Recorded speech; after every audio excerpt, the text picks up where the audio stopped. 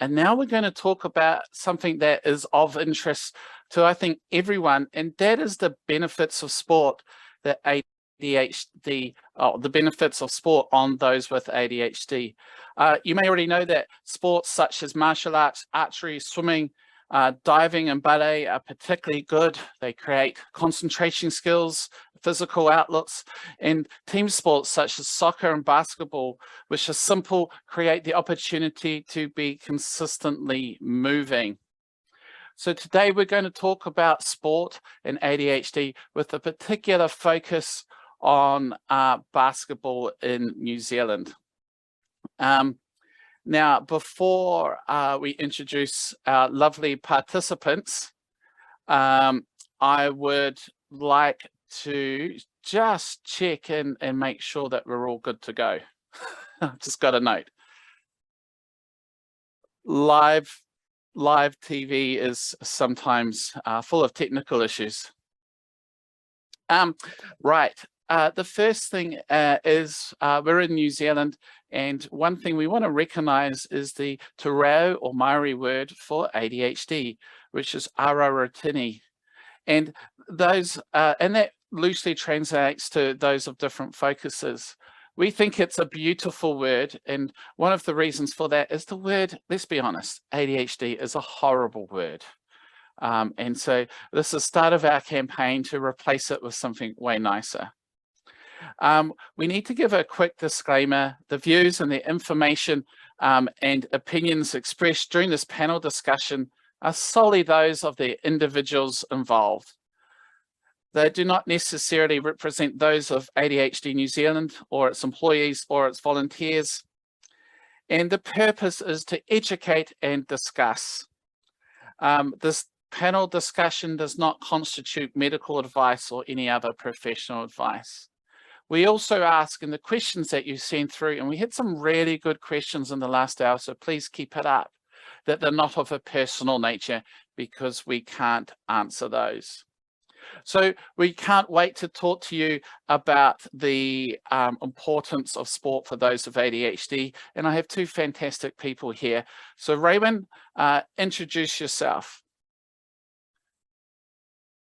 Raewyn, you're on mute. Had to be someone. Someone. Had to be someone, yeah. Had to be me. Cool, Raewyn, taka ingoa. I'm Raewyn Heays. I'm the National Coordinator of ADHD New Zealand. And I also organise the ADHD and Autistic Kids Basketball program that we have been running for a number of years. Fantastic. Thank you, Raewyn. And I understand you have two ADHD children as well. Yes, personally, I have two ADHD children, one hyperactive ADHD child and an inattentive ADHD daughter. So I've been on the ADHD journey for 18 years and have been the National Coordinator for ADHD New Zealand for the past 3 years, which has been amazing being part of the community. Thanks, Raewyn. And Matthew, hello. How are you? Hi, I'm good. Hey, I'm Matthew. I'm one of the basketball coaches for ADHD basketball. And Matt, tell me a little bit about yourself. You have ADHD? Yeah, I personally have ADHD, the hyperactive version. And how long have you been going to basketball? I've been going for about 8 years, and I'm start working 4 years. So given that you've been going for 8 years, you must really enjoy it. Yeah, I really enjoy it. It's quite fun. The community in basketball is quite good. Yeah, thank you, Matt, and welcome. And Raewyn, welcome as well. I thought since you've been heavily involved in the basketball, I might start this first question with you. And if you could tell me, what is the basketball program that you have? Right. Well, as I'm sure everyone agrees, physical exercise is good for everybody, particularly children that I mean, my children in particular hyper-focus on devices a lot, so it's a good chance to get them moving, activity, being part of a team, being part of a regular activity. So we offer the ADHD Autistic Basketball program, which we inherited from Autism New Zealand, I believe. And we offer it in 2 stages: emerging skills for younger members or people who have no basketball skills whatsoever, and advanced skills for children who have a bit more advanced skills and can kind of cope with maybe a game, that sort of thing. So, yeah. And how long is each session? Oh, okay. So the emerging skills is 1 hour long, as is the advanced skills. The emerging skills, the children range in age from 4 to 18 and varying abilities. And the advanced skills, a bit older children, and that's also now and somehow it works. So good. It does work, doesn't it? And Raewyn, just to stay with you, what are the real aims of the basketball program? Right. Well, the aim is to give the children, ball skills, basketball skills, which is always useful for them. But the real aim is for them to be part of a group, part of an activity in a community. We have reported back that, self-esteem, learning to listen, taking turns, lining up, listening to the coaches, making friends, just interacting with their peers in a safe and supportive environment is really important, because a lot of our children would really struggle in our mainstream sporting activity, and this is okay. I mean, if they need to have a break or they need to kind of wander around a bit, it's no big deal. It's a safe space. Yeah, you mentioned some of the struggles that some of our children might have in sort of a school sports team or a mainstream sports team. What sort of struggles there might be? Well, it may be a focus on winning and succeeding, and that sort of thing. We're more of an inclusive thing. The basketball, everybody has their own ball. There is no competition for the ball. Everybody works at their own pace. Whereas a mainstream sports game could be more about winning and people backing lots of different orders at them, and they're not sure what's going on. And if you're not sure what's going on, then you sort of kind of have a moment and don't want to be involved anymore. Where, especially with the emerging skills, everything is repetitive. It's the same thing every week. There's no surprises. The children turn up, they're not sure what to do, but after a few weeks, they get used to the routine and they get part of the whole process. So routine, structure, those sort of stuff. And routine and structure. And Matthew, being first of all, being part of the program before you became a coach, how important is the routine and structure?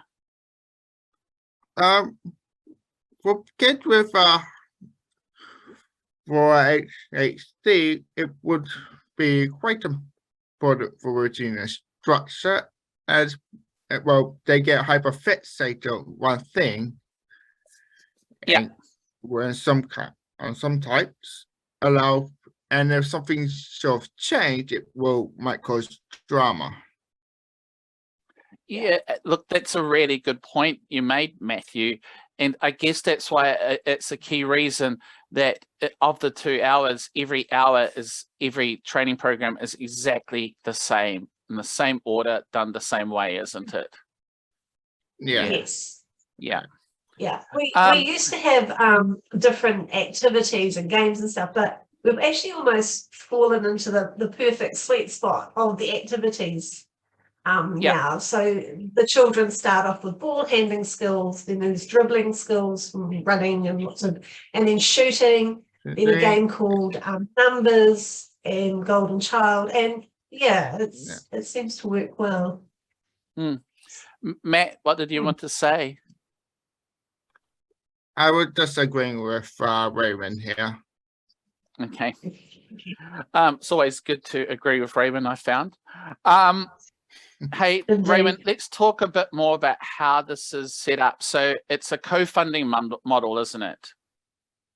Yes, we are mainly run by grants, and we're very thankful to Harvest Sport for continuing to sponsor us and give us grants every year to keep this activity going, as well as parents pay a certain amount each term as well for their children to attend.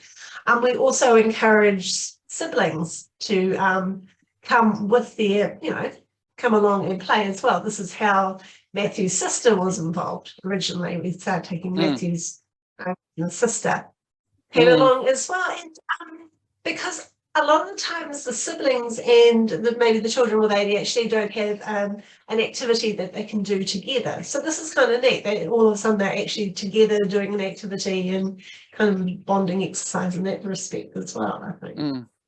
Yeah. I mean, So I guess it creates, that feeling of safety as well, doesn't it?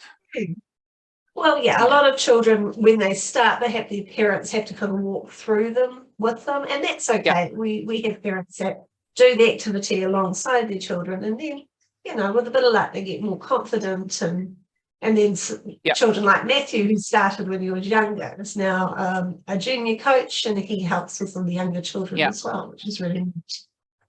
Yeah. And the question about the coaches, how many coaches do you have? We have sorry. Matthew, how many coaches are there? Okay. There are 4 in total. I am a student coach as well as one other kid. Then there's Lariki, who is the head coach, or and then we have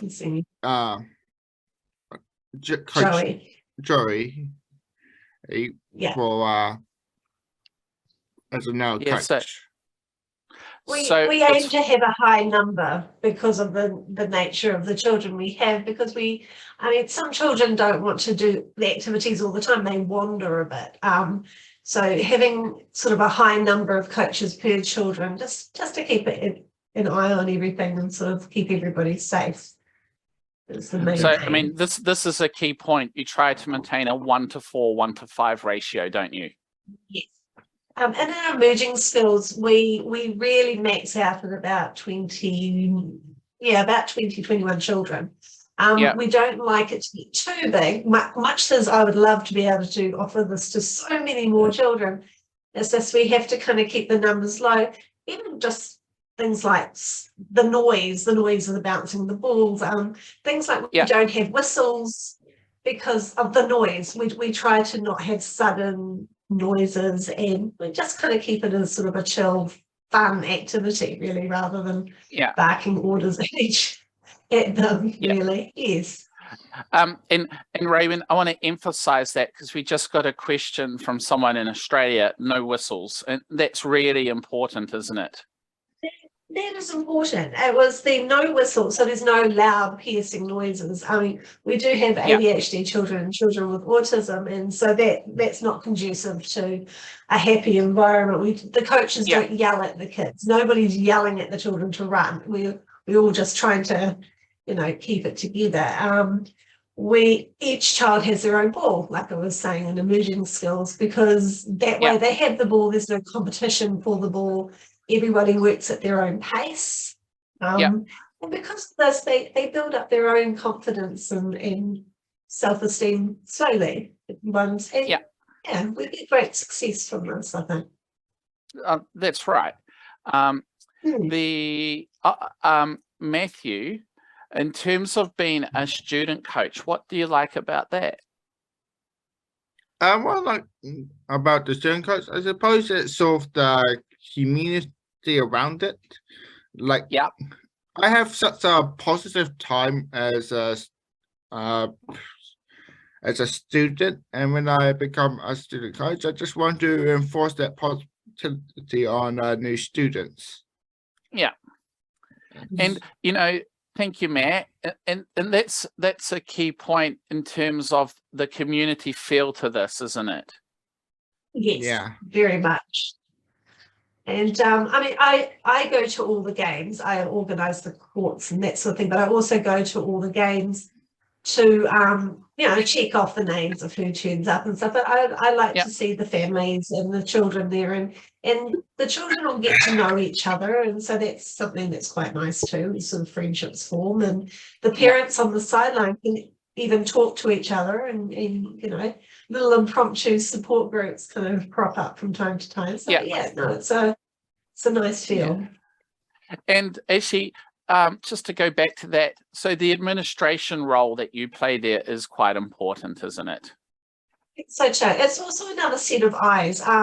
The 4 coaches are busy with the students who are doing the activities, and sometimes get children that wander a bit. That's fine. That is not a problem. Nobody's hurting anybody, which is why we also have it in an enclosed court, that sort of thing. It's just keep an eye on everything, and also I have the first aid training, and help out if we have any problems. But I mean, generally the only thing that I've ever been called on is when 2 kids have maybe bumped into each other. It's good.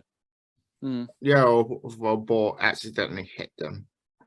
Well, that's yes, right. or a road ball may go flying occasionally, but it's a nice community feel at the activity, and I think students get a lot out of it. Even if they suddenly feel more confident to play with a basketball at lunchtime at school, or take part in PE or something like that, it means that they start feeling a bit more involved in their own school environment or in their own community.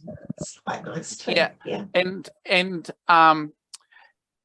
And we will look at what people think about it shortly. I just want to make sure we understand it a little bit better, because a question I've had come through is, could you do this without an admin person at the ground? I would say no. Not want to. I don't think. I think if the coaches turned up with the balls, I mean, I suppose technically that's all that you really need, but I think you need somebody there just to keep an eye on things.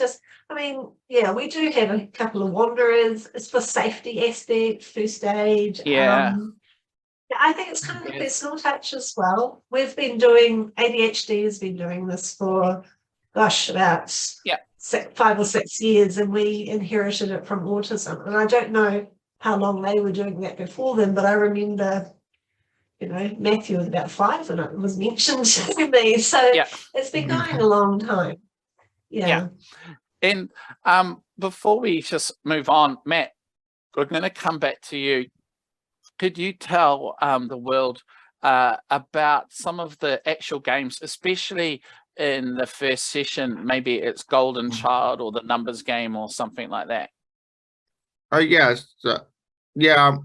One of the games we play in basketball is numbers, where we give each kid a number, and when the numbers are called out, they both play a game of basketball until they score when they run back to their size. So to paraphrase, Matt, it is one-on-one, and it's about using some of those dribbling and shooting skills, isn't it?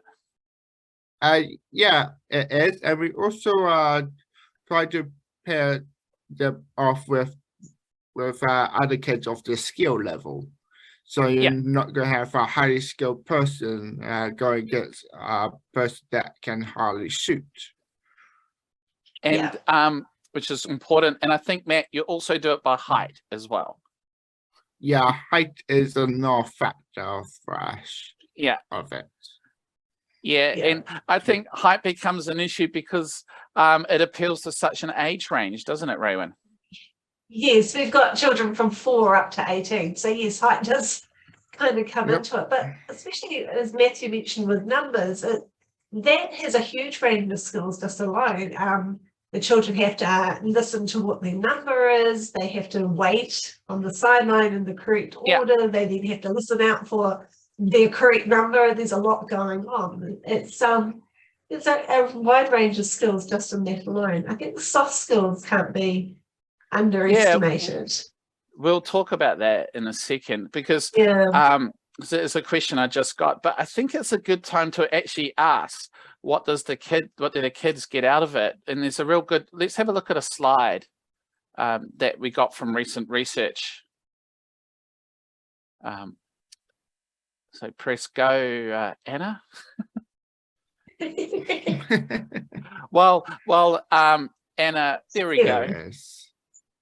So thank you. So what are the opportunities here? What do people think of it from your surveys? Well, they love it, honestly. Everybody that we've ever surveyed regarding the basketball program has seen increased self-esteem, increased enjoyment. Some go on to other sports. They get more confidence that they can do other sports. We've had a couple of children go on to doing Special Olympics at their college, or just joining, other teams or being involved in other teams. So, yeah, it's and we get children, like I say, the age groups are huge. I'm not sure how it works sometimes, but it just does. Plus, also the older children start to learn empathy and almost how to control themselves as well. If you're 6 foot barreling down the court and you're encountered a 4-year-old or a 5-year-old, they don't just charge right through. They actually pull up and, they work together. We see that more in the advanced group because there's still a range of ages. And they work together. So and Matt, what sort of skills and that did it teach you when you were a pupil/student there before you became a coach? I suppose it sort of teaches me well, apart from the basic basketball skills, it also teaches me sort of standing still, organization, well, planning really, as well as cooperative work, because I think the cooperative work has actually been, I think, the number one thing that Matthew has come out of this, if I must say. When you first started, it was your way or the highway. You needed to be first and you needed to know exactly what was going to happen and you needed to be in charge. But this way, you actually learned to work with other children and in sort of empathy to them. So I think it's important. Hey, I've got a question from YouTube land. And this is a question we've talked about a lot. So Raewyn, I'll throw to you first of all. Do you think it needs to be basketball? No, it doesn't need to be basketball. I think basketball lends itself to it because, you only just need a ball and a hoop and an area, but it could be any sport. As long as the children don't feel overly competitive or stressed to, you know what I mean? It's like, if it was something like soccer, that would work because you could do soccer skills, could do anything, any sort of sporting activity. I think basketball is useful because there's all bouncing and shooting. There's no, we do passing skills in the advanced group, but we don't do that with the emerging basketball skills and defense. Yes, you do. Basketball and defense. Give away. You don't have to give away your ball, which I think is important because we don't want that kind of competitiveness of getting a ball and keeping hold of it kind of thing. But regardless of the sport, it does help that it's inside though, doesn't it? Yes, it does. For a security point, we like I said earlier, we do have some children that tend to wander, and that's okay. Some children take part and then they'll sit down or they'll just kind of wander around and they're not hurting anybody, they're not causing any problems, and that's fine. They're more than welcome, but because it's enclosed, we know they're not going to get anywhere. I'm usually seated by the entrance and exit. So, we keep it, which is another good reason to have an admin person there, just to kind of keep an eye on the wanderers and, know that they're in a safe space. And what I found interesting is the research that we came across about whether it has to be basketball or not, that actually suggested that in terms of elite athletes, they think that up to 8 to 10% of people actually had ADHD compared to, say, 10 to 6% of the population. And there are some, famous people. You would have heard of Olympic gold medalist Simone Biles, basketball, Yes. Shaquille O'Neal. Of course, Michael Phelps, the most awarded gold medalist in Olympic history, all have ADHD, and we have an All Black, Zach Guilford, as well. Yeah. Yes, exactly. And it's almost like, for some people, you don't know what your hyperfixation or what you're really going to be good at until you actually try it. So a lot of parents may think, oh gosh, we're not going to try that because it will just be a complete nightmare. But it's not. You've got to try stuff. And honestly, I would love to have, like I said, more people that we could do this with. But we sort of, we want to keep it smallish, but we want to keep it manageable as well. And and I love that we've actually got quite a few little kids at the moment in our basketball program, which means that they'll grow up and they'll turn into Matthews in the future. You see, so it's nice. Oh, that's right. And while we're at it, sorry to interrupt. That please donate. We're looking to raise money for ADHD globally.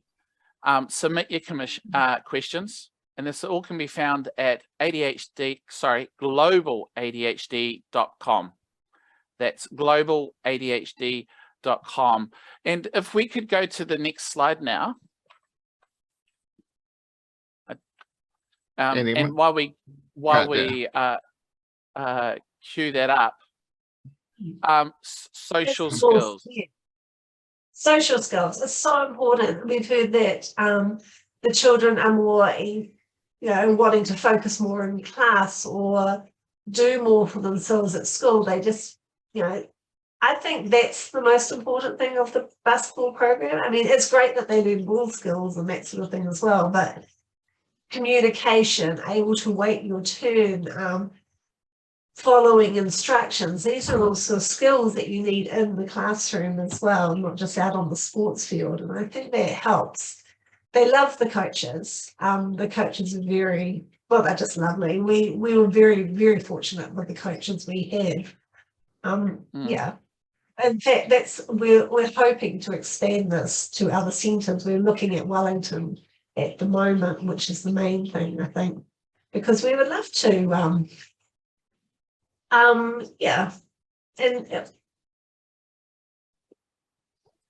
no, I agree. Wellington would be good. Now, and given that the real outcome of basketball is social skills, that's also speaks to why it could actually be any sport, couldn't it? Yes, I think so. Yes, as long as it's taken apart in the right way. It's focusing on the children participating and doing their best and being part of a group and helping their self-esteem, that sort of thing. I think that's the most important thing. Our coaches are lovely. They're very sweet with the kids. They don't raise their voices. They're very calm. We used to have the coaches Tiger and his lovely wife Sonia, who used to do the admin for us, and they found Luiki and Joey, and we couldn't ask for better coaches than that. And then we of course got Riley and Matthew, our junior coaches, which are great because they used to be the little kids, so they kind of know what it's like to feel like, they're overwhelmed at the basketball. They know what that feels like, so they're more empathy.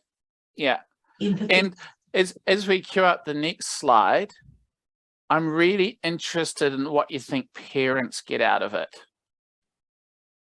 The parents get it. I think, as a parent who had a child that went along to basketball long before I became national coordinator, I think it's nice to get a feeling of belonging. It's like this was somewhere you could take your child along to, and they could participate and have fun and maybe learn a few skills, but actually be involved in a regular sporting activity. And know that if something went wrong, if they were unhappy, it was no big deal. There's nothing worse than going along somewhere and then your child decides, I'm not going to do it, and they run off and that's it, they're not doing it. And you think, oh, but here it's like, okay, it's cool. Everybody's been there, everyone's seen it. It's no big deal. It's yeah. Like I said, the parents are more than welcome to come chat to me, or they chat to each other. And in a lot of cases, they get so comfortable they're quite happy to leave their children there and to play basketball while they, nip out. Yeah. I presume to get a coffee. And that's quite a mindset change, isn't it? And it always takes about 6 months for the parents do that. Yeah. Yes, very much. I know personally what it's like when you have a child with ADHD, that you become quite good at hovering and you're just kind of waiting for the next Yes, you do.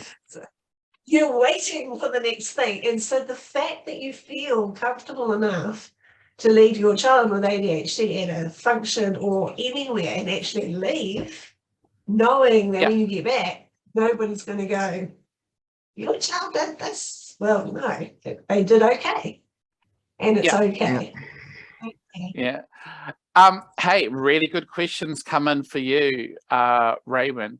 When children first start attending, how do you and the parents let the children know that it's a safe space? Very good. That's a good point. We quite often have, and sorry, Matthew, what were you going to say? I was just going to say there's a very good question. Often we should be more, we are encouraging, while at the same time patient with the kid, seeing how he sort of started out. And probably don't know what's going on. That's right. And I also encourage parents to bring their children along to try it out before they commit. Definitely contact me to make sure that there's spaces available, which is the main thing. But also, I'm always like, bring them along, see if they're happy before, paying fees and stuff, because it's not for everybody. Sometimes it is a bit too noisy or a bit much, but sometimes you need a couple of times. Sometimes the children just sit on the sideline for the first couple of times, just watching, just to make sure that, and then they realize, oh, it's the same kind of thing. They get to see the patterns of when things happen. They see that all the children are friendly and happy, so they give it a go themselves. Yeah. And Matthew, yawning there. Sorry. Hi. That's all good. One of the things you're particularly good at is with a new child, you stay with them and teach them, and you let them do what they need to do, don't you? Yeah, again, I like encouraging the new ones and try to get them the same joy that I have when I was little. Yeah. And occasionally that might mean you get presents, but it shows you how good a job you do. Yeah. Having lots of coaches. Sometimes the parents like what I did and get me things like chocolate and stuff. Yeah. Which, I mean, these two student coaches, Raewyn, are really important to make people feel welcome, eh? Yes, they are. Yeah. I think that's the beauty of having the younger coaches as well as our head coach and our deputy coach, because the younger coaches, they're not intimidating adults. If mind you, when you're 4, everybody over the age of 10 is an adult. But they can see that there's a child off to the side not looking, comfortable, whereas the other coaches are kind of focusing on getting the group together. Yeah. I've seen Matthew take the child and just happily bounce with them off the side. He didn't feel the need to drag them all into the group, just happily bouncing the ball together until he felt comfortable to come in and do some shooting with the others. So I think that's part of the key. Well, and we're always very careful with our coaches. We always, police checks, as well as all the other things like risk management strategy plans and ADHD child protection policies. This sort of thing that we'd like to keep everybody safe and stuff. Sorry. No, hold on to that thought, Raewyn. And again, just to remind, you can donate and submit questions at www.globaladhd.com. And so we're down to 20 minutes, so get your questions in. And I do have a question where you started to answer, but I think it's important to get the question in. And that is health and safety I mean, that is quite important, isn't it? Yes, it is. I think it is important. I have a comprehensive first aid kit with me. We're at the YMCA, so they also have their first aid kit equipment. But we also have risk management strategy plans, child protection policies, everyone's police checked. And that's reviewed, as part of our grant application, but also to peace of mind that, these are children and in some cases they can't speak for themselves. So, we have to make sure more than above perhaps neurotypical children that they are kept safe because, Yeah. Exactly. So you have comprehensive health and safety, just to paraphrase. You have first aid kit, first aid training, that's backed up by the YMCA. You also have a child protection policy, and is there anything? And you police check, don't you? Yes, we do, and a risk management strategy plan. So yeah, we try to think of what could go wrong and kind of cut it off at the pass. But I mean, yeah. We've very seldom had any issues at all. Like I said, the biggest thing was either a ball flying from somewhere or people bumping into each other. But we like to make sure that everything is safe and yeah. What are some of the specifics? This is a question from YouTube land. What does a health and safety policy entail? Health and safety policy, it's just going over what are the rights of the children, and what sort of things, health and safety policy, especially even with risks. What are the risks? When coming to and from the court, what are the risks? How to stop risks such as them taking off, or if it's other adults we don't know turn up, or just the venue, the other children interacting with each other, this sort of thing. We sort of try to think of anything that could possibly happen and protect the rights and of the children. I mean, they don't have to be playing basketball either. We're not going to force them to play basketball, which is kind of the beauty of this program, is if they feel they don't want to play basketball, that's cool. That's not a problem. Or they want to kind of wander around, that's fine. That's not a problem either. So we're there to encourage them to play. We're not going to, it's the child's right to play basketball or not, if you see what I mean. Yeah. No, that's and the health and safety policy, if you're interested, drop us an email, info@adhd.org.nz, and we'll happily share it. And hey, Matt, this is a question that's come in from YouTube land. And once again, people, it's Global ADHD. And you can find a place to donate as well as ask your questions. But how do you encourage children to participate and not get distracted and not let the child get distracted and do their own thing? How do you do that? Well, I sort of like encourage them, not in the way there's not sort of forcefully, but at the same time, sort of motivate them to do it. In addition, I sort of give them tips on how to do it better, and giving them encouragement. To do so. Yeah. And I think the key thing, isn't it, Raewyn and Matthew, is that it's not regimented. Every kid gets a ball, and if they want to have time by themselves, that's okay, isn't it? That's okay, exactly. Yeah. I mean, in addition, they want to have we do offer breaks for a couple of minutes to get water and allow them to have time by themselves as well. Yeah, that's a good point. Raewyn? Plus also, because especially with the emerging skills, it's such a routine. the children know what's coming next. So they know, okay, we're doing this, and then we're doing this, and then we're doing this. So they're not wandering around wondering what's going on. I think after 2 or 3 sessions, they kind of get into the routine of following the other kids around to doing it. And I've seen Matthew sort of maybe working with a child on the side who doesn't really want to join in, but just bounce the ball with him, and it's no big deal. It's and then they'll be like, oh, look, they're shooting the ball over there. Let's go line up and shoot the ball. Yes. Yeah. So, I mean, softly is kind of the way we're going. But, I mean, somehow it works. The children all kind of get into it and want to take part and line up.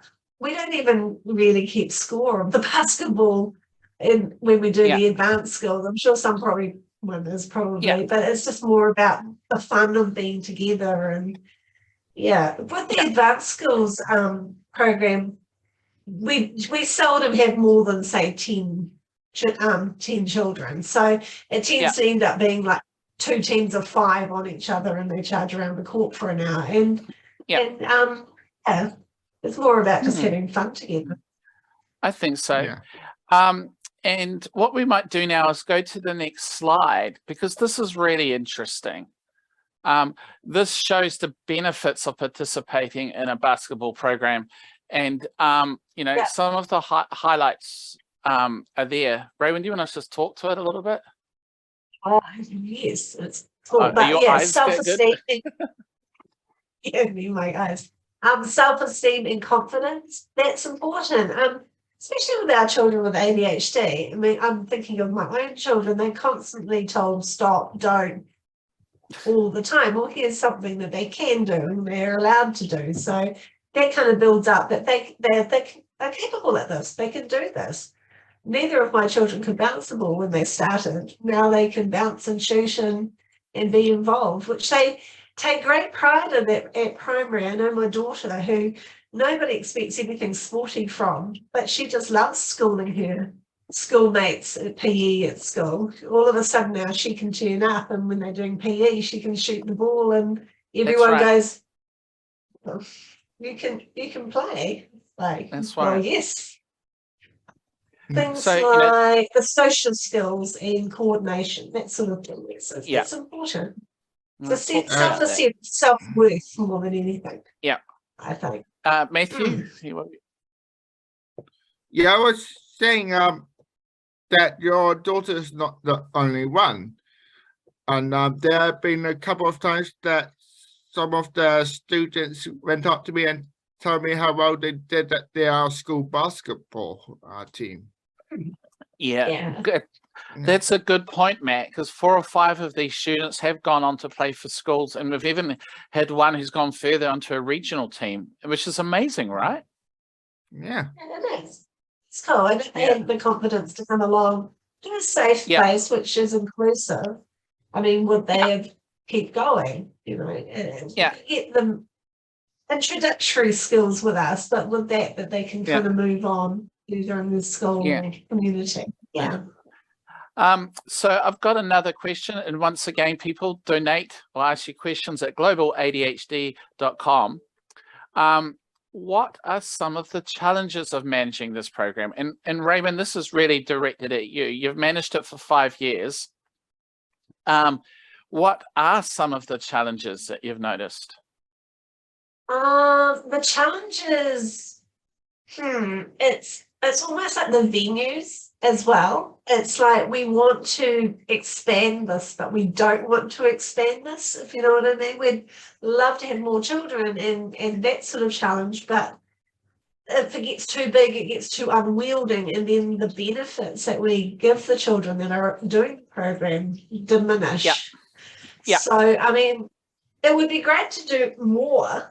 To have more sessions, or especially out of Auckland, you know, provinces or like Wellington or, you know, Napier and Plymouth or anywhere, South Island, Dunedin, Invercargill, you know. But I think that's the biggest challenge, is finding coaches, finding venues, finding funding and getting that done. Yeah, I think the largest group we've ever had with emerging skills was 25, and that's when the noise gets a bit much, and that's when it starts to kind of unravel a little bit. We need the correct amount of coaches per children kind of stuff. The kids are amazing. Being involved for so long, I've seen the kids going from like little kids, and you see how much they've developed and changed over the years. Which is cool. But I wish we could do more of that and offer more of it. But Raewyn, I get the setup, but once it's set up, it's actually not that hard to manage on a day-to-day basis, is it? No, as long as you have staff that come every week. I mean, it's a huge commitment for people.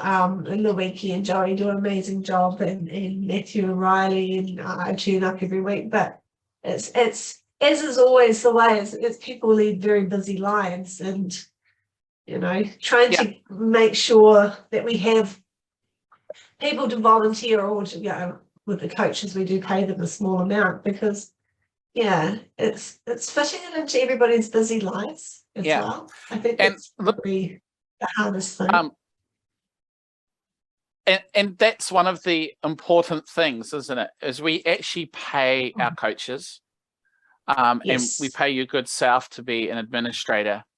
And one of the reasons for that, isn't it, is it creates that commitment, and it makes us feel like we're not taking people for granted.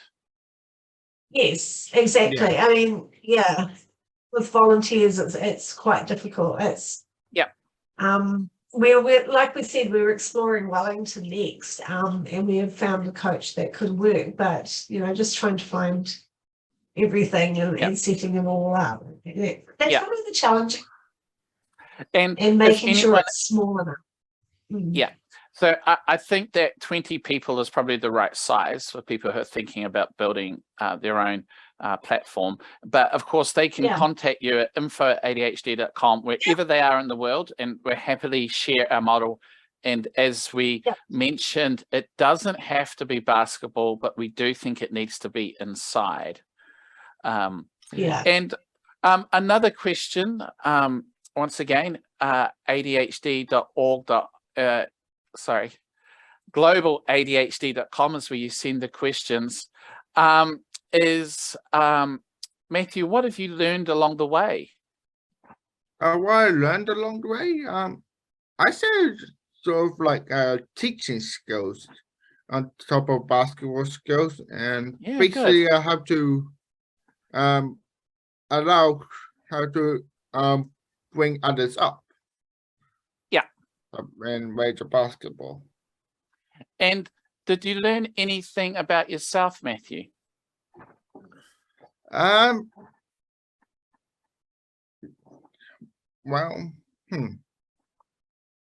I mean, I suppose it's supposedly really good at basketball, and top of really more caring person than I realize. Yeah, I agree. You're wonderful with children. And of course, you've also learned money skills, because you get paid a little bit each game, don't you? That's funny. And I think we have one more slide to show. And that is the program. Oh, sorry, we need to remove that slide. Sorry, I can't read my own writing. Thank you. Magical person in London. This program has been recognized, hasn't it, Raewyn? Yes, it has. Interestingly enough, we were contacted by a school in the US quite recently. They are bringing over some students as an exchange program next year, and they're looking at volunteer organizations for their students to be part of. And we were contacted to see if they wanted them to come along to our basketball program and help out for a day. So it's kind of nice. It's nice to see that, it's been recognised on the other side of the world. So exciting. I think that's in March next year. And of course, ADHD New Zealand was on Dances with the Stars, or Strictly Ballroom if you're from London. or the UK, and they did a little featurette on it as well. Yes, they did. It was with yeah. Sophie Gray. Yes. No, Sonia Gray, sorry. Yeah. Yeah, Yes. unfortunately, she was eliminated first, so we didn't get to see the clip. Ah, but we did, Matthew, in the final show. They did a special screening. I only heard of the news. I honestly don't watch it. Yeah, no, I'm not sure dancing is your thing, is it? It's definitely not. Hey, if we think about what we've covered, you've set up this program. A program for 20 kids ADHD on the North Shore of Auckland. We know that we can just pick up the model. We know that it's well funded, and a co-funding model really, really works. Hey, what is your one take up? I'll ask you, Raewyn, for your first take out, and then I'm going to pass it to you, Matt, that you want everyone, the thousands and thousands of people watching the world's first 24-hour ADHD conference to have. I think it's that the sport encompasses more than just winning. I know that's a bit woke and PC, but it does. I think our program's more about being an environment and a community, and encouraging the children to just kind of take part in that. They kind of learn a bit more about themselves, like Matthew was saying. He's learned more empathy, and he's probably more caring than he thought he was. So yeah, my take home is that sport's not just about winning, it's about being part of the group and being part of your sporting community. Thanks, Raewyn. Matthew, what's your take home message? I would basically say the same thing as Raewyn said. Be nice to your community, but basically care for your community and each other. Thank you. And my message to those of you out there is, just because you have ADHD doesn't mean, or your children might have ADHD, doesn't mean they don't want to do sport. And you can ask Michael Phelps, Shaquille O'Neal, and All Blacks Zach Gilford, and you'll find that sport is an amazing outlet.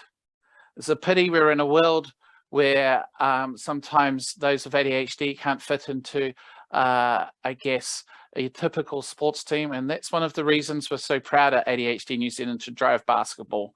And if this is something that is really of interest to you, contact us at info@adhd.org.nz, and we'll help you set it up anywhere in the world. As I mentioned before, it doesn't have to be basketball, but we do think it needs to be inside, and we'll be happy to help. Thank you, Matthew. Thank you, Raewyn, for your time. I know it's a bit weird talking about something you take for granted. That basketball is, you know, it seems a bit odd talking like this, so I really appreciate it. Now, coming up on the Global Conference ADHD New Zealand section, we're now going to talk about education with two fantastically qualified speakers, Tracy and Jenny, and we will talk about approach to education for those children in primary and secondary schools. I'm going to sign off now, and we're going to leave with a video, and we'll see you in about 5 minutes. Thank you very much. Ka kiki anō.